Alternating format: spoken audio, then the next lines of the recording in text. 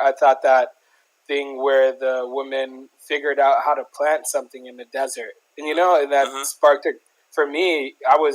I think it's a good way of talking because you've kind of already thought about this for a long time and have been like, oh, this is like a thing that can happen, should happen, and before like we make fun of it and be like, farming, nigga, like no one wants to do that shit. But it was only kind of like after you showed me a couple examples where it's like, oh yeah, this bitch was farming in the desert and she grew some shit and then she like grew a lot of shit and now the whole village is eating and I'm like, damn, really?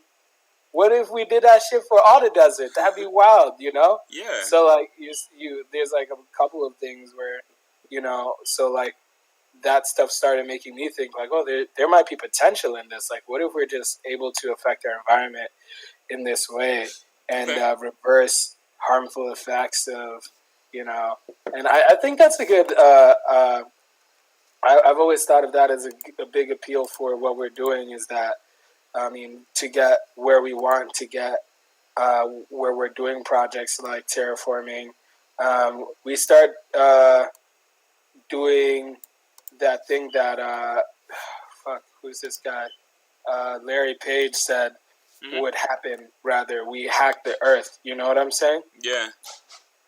Instead of forcing people to stop using gas, or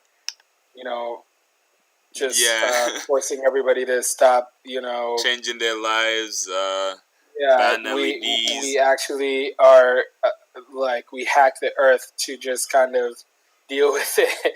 You know what I'm saying? It's like, oh, there's carbon, there's CFCs in the air, and then we just create something that eats CFCs. There, you know what I'm saying? True, like, yeah. You put something up there and cleans it, or like, oh, the desert's expanding. It's like, oh, well, we'll just unexpand it then. Fuck it, So it's like true. that's cool.